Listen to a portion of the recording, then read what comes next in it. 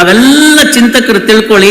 ಇವತ್ತು ಬೇಕಾದ್ರೆ ಈಗ ತಕ್ಷಣ ಗೂಗಲ್ಗೆ ಹಾಕಿ ನೀವು ಧರ್ಮ ಅನ್ನೋ ಪದಕ್ಕೆ ಬೇರೆ ಯಾವ ಭಾಷೆಯಲ್ಲಿ ಕೂಡ ಸಮಾನಾಂತರ ಪದವಿಲ್ಲ. ಘಂಟಾಘೋಷವಾಗಿ ಹೇಳಬಲ್ಲೆ. ದೂರದ ಮಸ್ಕತ್ ಅಂತಕ್ಕಂಥ ರಾಷ್ಟ್ರದಲ್ಲಿ ಹೋಗಿ ಮಾತನ್ನ ಹೇಳಿದ್ದೀನಿ, ಹಲವು ಕಡೆಗಳಲ್ಲಿ ಹೇಳಿದ್ದೀನಿ. ನಮ್ಮ ಇಂಗ್ಲಿಶಿನ ತಾಪತ್ರಯ ಹೀಗೆ, ಧರ್ಮ ಅನ್ನೋದನ್ನ ನಾವು ಕೇಳ್ತು ಅಂದ್ರೆ ಅದು ರಿಲಿಜಿಯನ್ ಅಂತ ಟ್ರಾನ್ಸ್ಲೇಟ್ ಮಾಡಿಬಿಡುತ್ತೆ. ರಿಲಿಜಿಯನ್ ಧರ್ಮ ಅಲ್ಲ. ಮೊದಲನೇದಾಗಿ ಇದನ್ನು ತಿಳ್ಕೋಬೇಕು. ಧರ್ಮ ಅಂತಂದ್ರೆ ಏನು ಅಂದ್ರೆ ಧಾರಯೇತಿಥಿ ಧರ್ಮ ಅಂತ. ಧಾರಯೇತಿಥಿ ಧರ್ಮ ಅಂತಂದ್ರೆ ಏನು ಅಂತಂದ್ರೆ ಒಬ್ಬ ಮನುಷ್ಯ ಇನ್ನೊಬ್ಬ ಮನುಷ್ಯನನ್ನ ಮೊದಲನಾಗಿ ಕಾಣಬೇಕು. ಓದಿ ಬ್ರಾಹ್ಮಣನಾಗು, ಕಾದು ಕ್ಷತ್ರಿಯನಾಗು, ನಿನ್ನೊಲವಿನಂತಾಗು, ಏನಾದರೂ ಸರಿಯೇ ಮೊದಲು ಮಾನವನಾಗು ಅಂತ ಹೇಳಿದ್ರಲ್ಲ, ಅದು ಮಾನವ ಧರ್ಮ. ಕಳಬೇಡ, ಕೊಲಬೇಡ, ಶಿಶಿಯ ನುಡಿಯಲು ಬೇಡ, ಈ ತನ್ನ ಬಣ್ಣಿಸಬೇಡ, ಇದರ ಹಳೆಯಲು ಬೇಡ, ಇದೇ ಅಂತರಂಗ ಶುದ್ಧಿ, ಇದೇ ಬಹಿರಂಗ ಶುದ್ಧಿ ಅಂತ ಹೇಳಿದಂತಕ್ಕಂಥದ್ದು. ಇದನ್ನೆಲ್ಲ ಗಮನಕ್ಕೆ ತೆಗೆದುಕೊಂಡಾಗ ನಮಗ್ ಬರ್ತಕ್ಕಂಥದ್ದು ಧರ್ಮ ಅಂದ್ರೆ ಏನು ಅಂತ.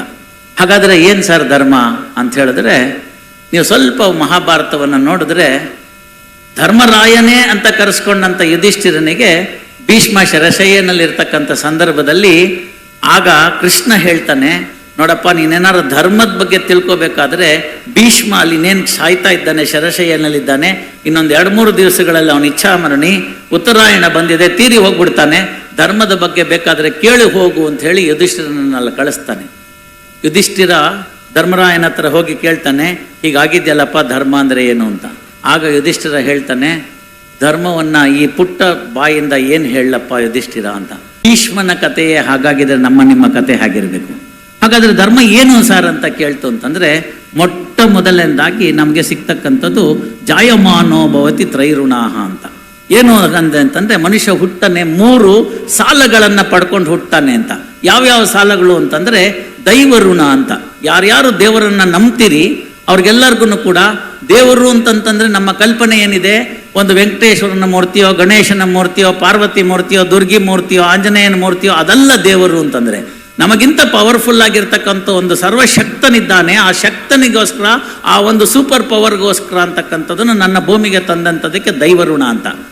ನನ್ನನ್ನು ಇಲ್ಲಿಗೆ ನಿಲ್ಲಿಸಿದಂಥವ್ರು, ನಿಮ್ಮನ್ನೆಲ್ಲ ಈ ಭೂಮಿಗೆ ತಂದಂಥವ್ರು, ಇಂಥವ್ರಿಗೆಲ್ಲರನ್ನು ತಂದಂಥವ್ರು ತಂದೆ ತಾಯಿಗಳು, ಅವರನ್ನ ಕಾಪಾಡ್ಕೊಳ್ಬೇಕಾದ್ದು, ಗೌರವಿಸಬೇಕಾಗಿರ್ತಕ್ಕಂಥದ್ದು. ಆದ್ರಿಂದ ಅದು ಪಿತೃ ಋಣ ಅಂತ ಕರೆದುಕೊಳ್ತು. ಏನ್ ಸರ್ ಪಿತೃ ಅಂತಿದೆ, ತಂದೆ ಮಾತ್ರ ಇದೆ ಅಂತಂದ್ರೆ, ಪಿತೃ ಅನ್ನೋದು ಸಂಸ್ಕೃತದಲ್ಲಿ ತಂದೆ ತಾಯಿ ಎರಡಕ್ಕೂ ಸೇರ್ತಕ್ಕಂಥ ಪದ. ಇನ್ನೊಂದು ಋಷಿ ಋಣ ಅಂತ. ನೋಡಿ, ನಮಗ್ ಬಂದಿದ್ದೇ ತಾಪತ್ರಯ ಅಲ್ಲಿ. ಕನ್ನಡ ಗೊತ್ತಿಲ್ಲ, ಇಂಗ್ಲಿಷ್ ಗೊತ್ತಿಲ್ಲ, ಹಿಂದಿ ಗೊತ್ತಿಲ್ಲ, ಯಾವ ಭಾಷೆನೂ ಗೊತ್ತಿಲ್ಲ, ಸಂಸ್ಕೃತಿ ಗೊತ್ತಿಲ್ಲ, ಸಂಸ್ಕೃತ ಗೊತ್ತಿಲ್ಲ. ಹೀಗಿರ್ತಕ್ಕಂಥ ಸಂದರ್ಭದಲ್ಲಿ ಋಷಿ ಅಂತಂದ್ರೆ ನಮ್ಗೆಲ್ಲ ಹೇಳ್ಕೊಟ್ಟಿದ್ದೇನು ಅಂತಂದ್ರೆ, ಚಂದಮಾಮದಲ್ಲಿ ಒಂದು ಋಷಿ ಅಂತಂದ್ರೆ ಒಂದು ಗಡ್ಡ ಬಿಟ್ಕೊಂಡಿರ್ತಕ್ಕಂಥವನು, ತಲೆ ಎಲ್ಲ ಜಟೆ ಇರ್ತಕ್ಕಂಥದ್ದು, ಒಂದು ಮರದ ಕೆಳಗಡೆ ಕೂತಿರ್ತಕ್ಕಂಥದ್ದು, ಒಂದು ದಂಡ ಕಮಂಡಲವನ್ನ ಇಟ್ಕೊಂಡು ಕಣ್ಮುಚ್ಕೊಂಡು ತಪಸ್ ಮಾಡ್ತಿರ್ತಕ್ಕಂಥವ್ರು ಅಂತ. ಇದು ಋಷಿ ಅನ್ನೋದಕ್ಕೆ ಸರಿಯಾದ ಪದ ಅಲ್ಲ, ಸರಿಯಾದ ಅರ್ಥ ಅಲ್ಲ, ಕಲ್ಪನೆ ಅಲ್ಲ. ನನ್ನ ಅಭಿಪ್ರಾಯದಲ್ಲಿ ಸಾಮಾಜಿಕ ಹಿತಕ್ಕಾಗಿ, ಸಮಾಜದ ಹಿತಕ್ಕಾಗಿ ವೈಯಕ್ತಿಕವಾಗಿ ಏನನ್ನೋ ಕೇಳದೆ ಎಲ್ಲವನ್ನ ಸಮಾಜಕ್ಕೆ ಅರ್ಪಿಸಿದಂಥವ್ರು ಯಾರ್ಯಾರಿದ್ದಾರೋ ಅವರೆಲ್ಲ ಋಷಿಗಳು. ಚನ್ನಮಲ್ಲಿಕಾರ್ಜುನನ್ನ ಬಿಟ್ಟು ಇನ್ನೊಬ್ಬರನ್ನ ನಾನು ಅರಿಯೇ ಅಂತಂದಕ್ಕಂಥ ಓಡಾಡಿದಂತಹ ಅಕ್ಕಮಹಾದೇವಿ ನನ್ನ ದೃಷ್ಟಿಯಲ್ಲಿ ಋಷಿ. ಅಣ್ಣ ಬಸವಣ್ಣ ನನ್ನ ದೃಷ್ಟಿಯಲ್ಲಿ ಋಷಿ. ಜೇಡರ ದಾಸಿಮಯ್ಯ ನನ್ನ ದೃಷ್ಟಿಯಲ್ಲಿ ಋಷಿ. ಪುರಂದರ ದಾಸ ನನ್ನ ದೃಷ್ಟಿಯಲ್ಲಿ ಋಷಿ. ಇತ್ತೀಚಿನ ದಿನಮಾನದಲ್ಲಿ ಹೇಳೋದಾಯ್ತು ಅಂತಂದ್ರೆ ಅಬ್ದುಲ್ ಕಲಾಂ ಒಬ್ಬ ಋಷಿ. ಯಾಕೆ ಅಂತ ಕೇಳಿ, ತಮಗಾಗಿ ಅಂತೇನು ಇಟ್ಕೊಳ್ಳಿಲ್ಲ. ತಾವು ರಾಷ್ಟ್ರಪತಿಗಳಾಗಿ ಬಂದಂತ ಸಂಬಳವನ್ನ ಸಮಾಜಕ್ಕೆ ಅರ್ಪಿಸಿದಂತ ವ್ಯಕ್ತಿ ಅಬ್ದುಲ್ ಕಲಾಂ ಆದ್ರು. 4ನೇ ತರಗತಿಯನ್ನ ಬಿಟ್ಲಿಕ್ಕೆ ಹೋಗಿದ್ರು, ಹಣ ಕೊಡ್ಲಿಕ್ಕೆ ಇರ್ಲಿಲ್ಲ ಅವ್ರ ಹತ್ರ ಮುಂದಿನ ಕ್ಲಾಸಿಗೆ ಸೇರ್ಲಿಕ್ಕೆ. ಅವರ ಸ್ನೇಹಿತರ ತಂದೆ ಯಾವುದೋ ದೇವಸ್ಥಾನದಲ್ಲಿ ಅರ್ಚಕರು. ಅಲ್ಲಿಗೆ ಆ ಊರಿನ ಕಲೆಕ್ಟರ್ ಬರ್ತಿರ್ತಾರೆ. ಆ ಹುಡುಗ ಹೇಳ್ತಾನೆ, ಕಲಾಂ ಸ್ಕೂಲಿಗೆ ಬರ್ತಿಲ್ಲ, ನಾನು ಹೋಗೋದಿಲ್ಲ ಅಂತ. ಏನ್ ಮಾಡ್ಬೇಕಪ್ಪ ಈಗ ಅಂತ. ಮುಂದಿನ ಸತಿ ಕಲೆಕ್ಟರ್ ಬಂದಾಗ ಪೂಜೆಗೆ, ಮುಂದಿನ ವಾರ ಬಂದಾಗ ಅವ್ರಿಗೆ ಹೇಳಿ ಅವ್ರಿಗೆ ಫೀಸ್ ಮನ್ನಾ ಮಾಡಿಸು, ಅವಾಗ ನಾನು ಶಾಲೆಗೆ ಹೋಗ್ತೀನಿ ಅಂತ ಹೇಳ್ತಾನೆ. ಅವ್ರೇನೋ ಹೇಳ್ತಾರೆ ಹೆದರ್ಕೊಂಡು, ಬ್ರಿಟಿಷ್ ಅಧಿಕಾರಿ ಹೆದರ್ಕೊಂಡು ಹೇಳ್ತಾರೆ, ಅವ್ರು ಮನ್ನಾ ಮಾಡ್ತಾರೆ. ಅಬ್ದುಲ್ ಕಲಾಂ ಓದಕ್ಕಾಗತ್ತೆ, ಮುಂದೆ ಆ ಸ್ಥಾನಕ್ಕೆ ಬರ್ತಾರೆ. ರಾಷ್ಟ್ರಪತಿಗಳಾದಾಗ ಕೃತಜ್ಞತೆಯನ್ನ ಮರೆಯೋದಿಲ್ಲ ಅವರು, ಕೃತಜ್ಞರಾಗೋದಿಲ್ಲ. ಕೃತಜ್ಞರಾಗಿ ಆ ವ್ಯಕ್ತಿ ಎಲ್ಲಿದ್ದಾರೆ, ನನಗೆ 4ನೇ ಕ್ಲಾಸ್ನಲ್ಲಿ ಸೇರಿಸ್ಕೊಂಡು ಓದಿಸ್ಲಿಕ್ಕೆ ಆಗುತ್ತೆ, ನನ್ನ ಸ್ನೇಹಿತ ಎಲ್ಲಿದ್ದಾನೆ ಅಂತ ಹುಡುಕೊಂಡು ರಾಷ್ಟ್ರಪತಿಗಳಾಗಿ ಅವನ ಮನೆಗೆ ಹೋಗಿ ಅವನನ್ನು ತಪ್ಕೊಂಡು, ನಿನ್ನಿಂದ ನಾನು ಇವತ್ತು ಈ ಸ್ಥಾನಕ್ಕೆ ಬಂದಿದ್ದೀನಿ ಅಂತ ಹೇಳ್ತಾರಲ್ಲ, ಇದು ಋಷಿ ಗುಣ. ಇಂಥ ಋಷಿಯ ಋಣವನ್ನ ತೀರಿಸಬೇಕಾದ್ದು ನಮ್ಮ ನಿಮ್ಮ ಕರ್ತವ್ಯ. ಯಾಕೆ ಅಂತಂದ್ರೆ ನಾವು ಕೊಡ್ತಕ್ಕಂಥ ಹಣ ಅಂಥವ್ರನ್ನ ಕಾಪಾಡಬೇಕು, ಸಮಾಜ ಅಂಥವ್ರನ್ನ ರಕ್ಷಿಸಬೇಕು. ಇಷ್ಟೆಲ್ಲ ಹೇಳದ್ನಲ್ಲ, ತಮಗಾಗಿ ಏನನ್ನು ಪಡ್ಕೊಳ್ಳದಲ್ನೇ ಇಷ್ಟೆಲ್ಲ ದೊಡ್ಡ ಉತ್ಸವವನ್ನ ಮಾಡ್ತಿದ್ದಾರಲ್ಲ, ಇಲ್ಲಿ ನಮಗೆ ಋಷಿ ಕಾಣೋದಿಲ್ವಾ? ಸಮಾಜದ ಸಾಧು ಸಂತರಲ್ಲಿ ನಮಗೆ ಋಷಿ ಕಾಣೋದಿಲ್ವಾ? ದೀನ ದಲಿತರಿಗಾಗಿ ಕಷ್ಟಪಡ್ತಿರ್ತಕ್ಕಂಥ ಮಠ ಮಾನ್ಯಗಳು ನಮಗೆ ಋಷಿ ರೂಪದಲ್ಲಿ ಕಾಣೋದಿಲ್ವಾ? ಹಾಗಾಗಿ ಜಾಯಮಾನೋ ಭವತಿ ತ್ರೈಋಣಾಹ ಅಂತ ಹೇಳಿದಂಥ ಸಂದರ್ಭದಲ್ಲಿ ಮೊದಲು ದೈವಕ್ಕೆ ಒಂದು ನಮನ, ನಂತರ ನನ್ನ ತಂದೆ ತಾಯಿಗಳಿಗೆ ಒಂದು ನಮನ. ತಾಯಿ ತಂದೆಯ ಸೇವೆಯ ಯೋಗ ಬರಬಾರದೆ ಈ ಬಾಳಿನಲ್ಲಿ ಬೇಗ ಅಂತ. ನನಗಿಂತ ಯಾರು 5-6 ವರ್ಷ 8-10 ವರ್ಷ ಇದ್ರೆ ಅವ್ರು ಈ ಹಾಡನ್ನ ಕೇಳಿ ಬೆಳೆದಿರ್ತಾರೆ. ಇವತ್ತು ಯಾವ ಸ್ಥಿತಿಗೆ ಬಂದಿದೆ ನೀವು ಸ್ವಲ್ಪ ನೋಡಿ. ಸ್ವಲ್ಪ ಕಾಗುಣಿತ ವ್ಯತ್ಯಾಸ ಆಗೋಗಿದೆ. ತಾಯಿ ತಂದೆಯ ಸೇವೆ ಬಿಟ್ಬಿಟ್ಟು ಸಾಯುವ ಯೋಗ ಬರಬಾರದೆ ಈ ಬಾಳಿನಲ್ಲಿ ಬೇಗ ಅಂತ. ಯಾಕೆಂದ್ರೆ 20 ಎಕರೆ ನನ್ನ ಹೆಸರಿಗೆ ಬರುತ್ತೆ ಅಂತ. ಎಲ್ಲಿಗೆ ಬಂದು ತಲುಪಿಡ್ತು ಸಮಾಜ. ಹಾಗಾಗಿ ತಂದೆ ತಾಯಿಗಳ ಋಣ, ಋಷಿ ಋಣ. 4ನೇ ಋಣ ಇದೆ ಸ್ನೇಹಿತರೆ, ದಯಮಾಡಿ ಇದನ್ನ ಮನಸ್ಸಿನಲ್ಲಿ ಇಟ್ಕೊಳ್ಳಿ. ಈ 4ನೇ ಋಣವನ್ನ ನಾವೆಲ್ಲರೂ ಕೂಡ ಇಟ್ಕೊಳ್ಬೇಕು. ಅದ್ಯಾವುದು ಅಂತಂದ್ರೆ, ಈ ಒಂದು ಕರ್ಮಭೂಮಿ ಅಂತೇನಿದೆ, ನಮ್ಮ ಭಾರತ ದೇಶ ಅಂತೇನಿದೆ, ಇಷ್ಟು ದೊಡ್ಡ ಜನಸಂಖ್ಯೆ ಅಂತೇನಿದೆ, ಅಷ್ಟರಲ್ಲಿ ಯಾರಿಗೂ ಕೂಡ ಶಿವ ಯಾವನನ್ನು ಕಡಿಮೆ ಮಾಡ್ಲಿಲ್ವಲ್ಲ, ಅಂತ ರಾಷ್ಟ್ರ ಋಣ ಅಂತ. ಅಂತ ರಾಷ್ಟ್ರಕ್ಕೆ ನಾವು ಋಣಿಗಳಾಗಿರ್ಬೇಕು. ಹಾಗಾಗಿ ರಾಷ್ಟ್ರ ಋಣ 4ನೇ ಭಾಗ ಧರ್ಮದ್ದು. ಆಗ ರಾಷ್ಟ್ರ ಪ್ರೀತಿಸದೇ ಇದ್ರೆ ಏನಾಗುತ್ತೆ ಅಂತ. ರಾಷ್ಟ್ರ ಪ್ರೀತಿಸದೇ ಇರತಕ್ಕಂಥ ರಾಷ್ಟ್ರಗಳಲ್ಲಿ ಒಂದು ಭಯಂಕರವಾಗಿರ್ತಕ್ಕಂಥ ಬಲಶಾಲಿ ಅಂತ ತನಗೆ ತಾನೇ ಆಳ್ಕೊಂಡಿರ್ತಕ್ಕಂಥ ರಾಷ್ಟ್ರಾಧ್ಯಕ್ಷನನ್ನ ಹಿಡ್ಕೊಂಡು ಹೋಗೋದನ್ನ ನಾವು ಕಣ್ಣಲ್ಲಿ ಕಂಡಿದ್ದೀವಿ. ಹೋದ 1 ತಿಂಗಳಿನಲ್ಲಿ ನೀವು ನೋಡಿದಿರಿ, ಇನ್ನೊಂದು ಬಲಿಷ್ಠವಾಗಿರ್ತಕ್ಕಂಥ ಸೇನೆಯವರು ಬಂದು ಒಬ್ಬ ರಾಷ್ಟ್ರಾಧ್ಯಕ್ಷನನ್ನೇ ಹಿಡ್ಕೊಂಡು ಹೊಟ್ಟೋಗ್ಬಿಟ್ರು. ಸ್ವಲ್ಪ ಯೋಚನೆ ಮಾಡಿ, ಮಹಾಭಾರತದ ಭಾಗನ 16,000 ಜನನ್ನ ಬಿಡಿಸಿದಾಗ, ಆ ರಾಜರುಗಳನ್ನೆಲ್ಲನ್ನು ಬಿಡಿಸಿದಾಗ ಹಾಗೆ ರೀತಿ ರಾಕ್ಷಸರು ಇಟ್ಕೊಂಡು ಹೋಗಿದ್ರು ಅಂತ. ಆ ರಾಕ್ಷಸ ಗುಣವನ್ನ ತಗಲ್ಸ್ಬೇಕಾದ್ರೆ ಪ್ರಜೆಗಳು ಕೂಡ ನಿರ್ಜೀವರಾಗಿದ್ದು ನಿರ್ಲಜ್ಜರಾಗಿದ್ರು ಅಂತ ಅನ್ಸಲ್ವಾ ನಿಮ್ಗೆ?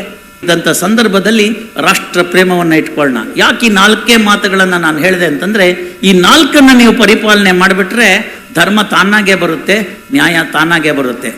ಇದು ಸರ್ವಜ್ಞನ ನಾಡು. ಸರ್ವಜ್ಞನ ನಾಡಿನಲ್ಲಿ 17ನೇ ಶತಮಾನದಲ್ಲಿ ಸರ್ವಜ್ಞ ಹೇಳಿದ್ದು, ಅನ್ನವನ್ನು ಇಕ್ಕುವುದು ನನ್ನಿಯನ್ನು ನುಡಿಯುವುದು ತನ್ನಂತೆ ಇತರರ ಬಗೆದೊಡೆ ಕೈಲಾಸ ಭಿನ್ನಾಣವಕ್ಕೂ ಸರ್ವಜ್ಞ ಅಂತ. ಮೊದಲನೇದು ಗೊತ್ತಾಯ್ತು ಅನ್ನವನ್ನು ಇಕ್ಕುವುದು ಅಂತ. ಗುರುಗಳು ಮಾಡ್ತಾ ಇದ್ದಾರೆ ದಾಸೋಹ. ಬಸವಣ್ಣವ್ರು ಹೇಳಿದ್ದು ಕಾಯಕ, ಶುದ್ಧ ಕಾಯಕ ಅಂತ ಹೇಳಿದ್ರು. ನಾಯಿ ಹಾಲು ಪಂಚಾಮೃತಕ್ಕಲ್ಲ ಅಂತ ವಚನೆ ಬರೆದ್ರು. ಅಲ್ಲಿಗೇನಾಯ್ತು, ಯಾರು ಅನ್ಯಾಯವ ಮಾರ್ಗದಿಂದ ಸಂಪಾದನೆಯನ್ನ ಮಾಡಿದ್ದಾರೆ ಅದನ್ನು ತಗೊಂಡು ಬುದ್ಧಿಯವರ ಕಾಲ್ಗಿಟ್ರೆ ಶಿವ ಒಪ್ಪಲ್ಲ. ಅರ್ಥ ಮಾಡ್ಕೊಳ್ಳಿ. 1,00,000 ರೂಪಾಯಿಯನ್ನು ನಾನು ಅನ್ಯ ಮಾರ್ಗದಿಂದ ಸಂಪಾದಿಸಿದೆ, ಅದರಲ್ಲಿ 10% ಅಂತ 10,000 ರೂಪಾಯಿನ ಸಿರಿಗೆರೆ ಹುಣ್ಣಿಮೆ ಕೊಟ್ಬಿಟ್ಟಿದ್ದೀನಿ, ಅಲ್ಲಿ ಮಾಡಿದಂಥ ಪಾಪ ಇಲ್ಲಿ ಮಾಡಿದಂಥ ಪುಣ್ಯಕ್ಕೆ ಸರಿ ಹೋಯ್ತು ಅಂತಂದ್ರೆ ಆಗೋದಿಲ್ಲ. ಆಯ್ದಕ್ಕಿ ಲಕ್ಕಮ್ಮನ ಕತೆ ನಿಮ್ಮ ಕಣ್ಣು ಮುಂದೆ ಬರಬೇಕಾಗುತ್ತೆ. ಯಾವ ಅನುಭವ ಮಂಟಪ ಅಂತ ಇತ್ತು, ಬಸವಣ್ಣವ್ರು ಹಾಕಿಟ್ಟುಕೊಂಡಂತ ಕಾಯಕ ಅಂತಿತ್ತು. ಆಯ್ದಕ್ಕಿ ಲಕ್ಕಮ್ಮನ ಗಂಡ ಊರಿನ ಕಸವನ್ನ ಗುಡಿಸಿ ಬಂದಂತ ಧಾನ್ಯವನ್ನ ತೆಗೆದುಕೊಂಡು ಹೋಗಿ ಮನೆಗೆ ಆ ನಂತರ ಕೊಟ್ಟು ಆ ಕಾಯಕದಲ್ಲಿ ಬಂದದ್ದನ್ನ ದಾಸೋಹ ಮಾಡಬೇಕಾಗಿತ್ತು. ಒಂದು ದಿನ ಲಕ್ಕಮ್ಮನ ಗಂಡ ಹುಷಾರಿಲ್ಲ, ಜ್ವರ ಬಂದಿದೆ, ತಪ್ಪಿದ್ದಾನೆ. ಆ ಕ್ಷಣದಲ್ಲಿ ಅಕ್ಕ ನೋಡ್ತಾರೆ, ನನ್ನಂತವ್ರು ಯಾರು ಇರ್ತೀವಿ, ನಮ್ಮ ಪಾಟೀಲ್ರಂತವ್ರು ಯಾರು ಇರ್ತಾರೆ, ಅವ್ನಿಗೆ ಹುಷಾರಿಲ್ಲ, ಒಂದು ಅರ್ಧ kg ಹೊರಗಡೆ ಹಾಕ್ಬಿಟ್ರು ಅವರು. ಇವ್ನು ಹಾಯ್ಕೊಂಡ ಹೋಗ್ಬಿಟ್ಟು ಕೊಟ್ಬಿಟ್ಟ. ಲಕ್ಕಮ್ಮ ಒಂದು ಮಾತು ಕೇಳ್ತಾಳೆ ಸ್ನೇಹಿತರೆ, ಅರ್ಥ ಮಾಡ್ಕೊಳ್ಳಿ. ಎಲ್ಲ ನನ್ನ ಮಾತೆಯರು ಇದನ್ನ ಅರ್ಥ ಮಾಡ್ಕೋಬೇಕು. ಗೃಹಿಣಿ ಅಂತ ಅನ್ನಿಸ್ಕೊಳೋದಕ್ಕೆ ಇತ್ತು ಅಂತಂದ್ರೆ ನೀವು ಇದನ್ನ ಅರ್ಥ ಮಾಡ್ಕೋಬೇಕು. ಈ ಶಪಥವನ್ನ ನೀವು ಮಾಡಿದಾಗ ಏನಾಗುತ್ತೆ ಅಂತ ಇನ್ನೊಂದು 2 ನಿಮಿಷದಲ್ಲಿ ನಿಮಗೆ ತಿಳಿಸ್ತೀನಿ. ಲಕ್ಕಮ್ಮ ಹೇಳ್ತಾಳೆ, ಪ್ರತಿ ದಿವಸ ನೀನು ಕಷ್ಟಪಟ್ಟು 2 ಗಂಟೆ ತನಕ ಕೆಲಸ ಮಾಡಿದ್ರು 1 ಪಾವು 2 ಪಾವು ಸಿಗ್ತಿರ್ಲಿಲ್ಲ. ಇವತ್ತು ಅರ್ಧ ಗಂಟೆನಲ್ಲಿ ನೀನು ಅರ್ಧ kg ಮೇಲೆ ತಂದ್ಬಿಟ್ಟಿದ್ಯಾ. ಇದು ನಮ್ಮದಲ್ಲ, ಅಪರಿಗ್ರಹ ಇದು. ಇದನ್ನ ತಗೊಂಡೋಗಿ ಭಂಡಾರಕ್ಕೆ ಹಾಕ್ಬಿಟ್ಟು ಬಾ ಅಂದ್ರೆ ಮಾತ್ರ ಇವತ್ತಿನ ದಾಸೋಹಕ್ಕೆ ಕಾರಣ ಅಂತಾನೆ. ಅವನು ಪರಪರಿಯಾಗಿ ಹೇಳ್ತಾನೆ, ನಾನೇನು ಕದ್ದಿಲ್ಲ, ಯಾರ ಮನೆಯಲ್ಲೂ ಮಾಡಿಲ್ಲ, ಪಾಟೀಲ್ರ ಮನೆ ಮುಂದೆ ಇತ್ತು, ಬೇಕಾದ್ರೆ ಪಾಟೀಲ್ರ ಹತ್ರ ಸಾಕ್ಷಿ ಕಳಿಸ್ತೀನಿ ನಡಿ ಅಂತ. ಆಗ ಲಕ್ಕಮ್ಮ ಕೊಟ್ಟಂತ ಉತ್ತರ ಏನ್ ಗೊತ್ತಾ, ನನ್ನ ಹೊಟ್ಟೆಗೆ 1 ಚಟಾಕು, ನಿನ್ನ ಹೊಟ್ಟೆಗೆ 1 ಚಟಾಕು, 1 ಪಾವಿನಲ್ಲಿ ಮುಗ್ದೋಗುತ್ತೆ. ಎಕ್ಸ್ಟ್ರಾ ಇನ್ನು 3 ಪಾವಿದೆಯಲ್ಲ ಅದನ್ನ ತೆಗೆದುಕೊಂಡು ಹೋಗು, ಅದು ಇನ್ನೊಬ್ಬರಿಗೆ ಬೇಕಾಗಿರ್ತಕ್ಕಂಥದ್ದು ನಮ್ಮದಲ್ಲ ಅಂತ ಹೇಳ್ತಾಳೆ ಆಯ್ದಕ್ಕಿ ಲಕ್ಕಮ್ಮ. ಅಂತ ಲಕ್ಕಮ್ಮ ನಮ್ಮ ಮುಂದೆ ಕಂಡು ಬಂದ್ರೆ ನೀವು ಕೇಳಬೇಕು, ನಿಮ್ಮ ಯಜಮಾನರ ಸಂಬಳ ಎಷ್ಟು ಅಂತ ನಿಮಗೆ ಗೊತ್ತು. ಬೆಳಗಿನಿಂದ ಸಾಯಂಕಾಲ ತನಕ ದುಡಿದ್ರೆ ಎಷ್ಟು ಬರುತ್ತೆ ಅಂತ ಗೊತ್ತು. ಎಲ್ಲದಕ್ಕಿಂತ ಮುಖ್ಯವಾಗಿ ನೀವು ಸ್ಯಾಲ್ರಿ ಸ್ಲಿಪ್ ನೋಡೇ ಇರ್ತೀರಿ. ಇವತ್ತು ನಾನು ನಿಮ್ಮ ಮನೆಗೆ ಒಂದು ಹೊಸ ಫ್ಲಾಟ್ ಟಿವಿನೋ, ಸ್ಮಾರ್ಟ್ ಟಿವಿನೋ, ಇಲ್ಲ ಮರ್ಸಿಡೀಸ್ ಬೆಂಜೋ, ಇನ್ಯಾವುದಾದ್ರು ದೊಡ್ಡ ಕಾರೋ ತೆಗೆದುಕೊಂಡ್ ಬಂದ್ಬಿಟ್ಟೆ ಅಂತಂದ್ರೆ, ಮನೆ ಹೆಣ್ಮಗಳು ಏನಿರ್ತಾರೆ, ಮನೆ ಮಕ್ಕಳು ಏನಿರ್ತಾರೆ, ಅವ್ರು ನಿಂತು ಕೇಳಿ ಎಲ್ಲಿಂದ ಬಂತು ಈ ದುಡ್ಡು ಅಂತ. ಆಗವ ನೀವು ಹೇಳಬೇಕಾಗಿರ್ತಕ್ಕಂಥದ್ದು ಬಸವಣ್ಣವರ ವಚನ, ನಾಯಿ ಹಾಲು ಪಂಚಾಮೃತಕ್ಕಲ್ಲ, ನೀನು ತಂದ ದುಡ್ಡು ನನಗೆ ಬೇಕಾಗಿಲ್ಲ, ನೀನು ಅನ್ಯ ಮಾರ್ಗದಿಂದ ಸಂಪಾದಿಸಿದಿ, ಬೇಡ ತಗೊಂಡು ಹೋಗು ಅಂತ ಹೇಳಿ ನಾಳೆ ಬೆಳಗ್ಗೆ ಪ್ರಿವೆನ್ಷನ್ ಆಫ್ ಕರಪ್ಷನ್ ಆಕ್ಟ್ ನ ನಾವು ತೆಗೆದು ಹಾಕ್ಬಿಡ್ತೀವಿ. ಎಲ್ಲ ಕೇಸ್ ಮುಗ್ದೋಗುತ್ತೆ. ಲಂಚ ಶುರುವಾಗ್ತಕ್ಕಂಥದ್ದು ಎಲ್ಲಿ? ನನಗೆ ಗೊತ್ತು ನನಗೆ ಶಕ್ತಿ ಎಷ್ಟು ಅಂತ. ಎಲ್ಲಿ? ನನ್ನ ಸ್ನೇಹಿತರುಗಳು ಹೇಳಿ, ಭಕ್ತರುಗಳು ಹೇಳಿ, ಯಾರಾದರೂ ಅನ್ಯ ಮಾರ್ಗದಿಂದ ಮಕ್ಕಳನ್ನ ಪಡೆಯಕ್ಕೆ ಸಾಧ್ಯವಾ? ಒಪ್ಕೋತೀರಾ?